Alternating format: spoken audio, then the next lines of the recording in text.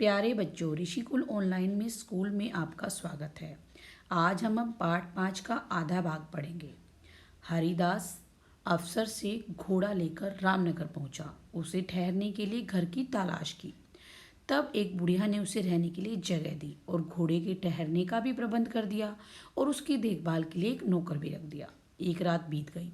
हरिदास अस्तबल में गया जहाँ घोड़े को रखा गया था। उसने घोड़े की लीद में कुछ रुपए मिला दिए और बुढ़िया से आकर बोला, मेरा घोड़ा रुपयों की लीद करता है। बुढ़िया को आश्चर्य हुआ तो हरिदास ने कहा, चाहो तो जाकर देख लो। बुढ़िया अस्तबल गई और देखा कि लीद में रुपए पड़े हुए हैं। बुढ़िया ने पूछा, रोज कितने रुपए मिल जाते हैं? हरिदास ने कहा, रोज करीब 1,000 रुपये यह घोड़ा लीद में दे देता है।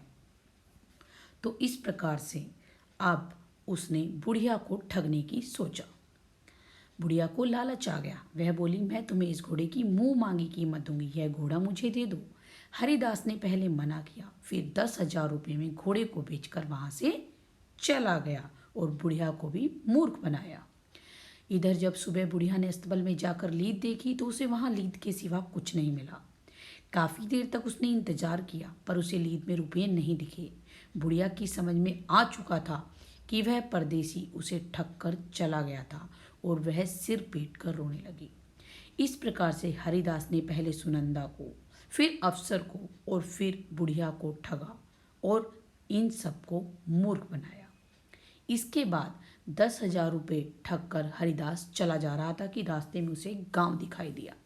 उस गांव की एक दुकान पर हरिदास रुक गया और खाने पीने की चीज़ों के भाव पूछे। भाव पूछते समय उसने हर वस्तु को चक्कर खाया और इस तरह जब उसका पेट भर गया तो वह आगे चल पड़ा। इस प्रकार दुकानदार ने उसको टोका कि पैसे तो देते जाओ भाई। तो अब हरिदास ने उस दुकानदार को ठगने की सोचा। इसके बाद हरिदास ने कहा, चखने के बाद लगा कि तुम्हारी चीज़ों से पेट खराब हो जाएगा, इसलिए जब मैंने चीज़ खरीदी ही नहीं तो पैसे किस बात के। दुकानदार को गुस्सा आ गया और दोनों में बहस होने लगी। तभी उधर से ग्राम पंचायत के मुखिया का काफिला गुजर रहा था। बहस सुनकर रुक गया और मामला जानने की कोशिश की कि क्यों दुकानदार और हरिदास के बीच बहस हो रही है, क्या मामला है, और ये सारा मामला जानने की कोशिश की। तभी वहां हरिदास को ढूंढते हुए सुनंदा, अफसर और बुढ़िया भी आ पहुंचे। सब ने अपना अपना दुखड़ा रोया तो मुखिया ने पंचायत सभा बैठा ली और सभा की कार्रवाई शुरू करी। मुखिया बोला, क्यों हरिदास, क्या ये सच है तुमने इन सब लोगों को ठगा है? इस पर हरिदास कुछ नहीं बोला और चुप रहा, केवल माथे पर 4 उंगलियां रखकर दिखाई। मुखिया ने सोचा, शायद इसमें कोई रहस्य है, शायद यह मुझे रिश्वत में 4,000 रुपये देगा। इस प्रकार से सोचकर मुखिया ने उस तुरंत सभा को बर्खास्त कर दिया, खत्म कर दिया और सबको अपने अपने घर भेजने के बाद उसने सुनंदा से कहा, क्या तुमने कभी हंडिया को बोलते सुना है? सुनंदा बोली, नहीं। फिर तुमने हरिदास को पैसे क्यों दिए? तुम झूठ बोल रही है, चली जाओ यहाँ से। मुखिया ने बाद में अफसर से कहा, क्यों साहब, आवारा जानवर अच्छा होता है या पालतू? अफसर ने जवाब दिया, पालतू। मुखिया ने कहा, यह जानते हुए भी तुमने अपना पालतू जानवर हरिदास को दे दिया और उसका आवारा कुत्ता ले लिया, अब तुम भी झूठ बोल रहे हो। तो अफसर भी वहां से चला गया।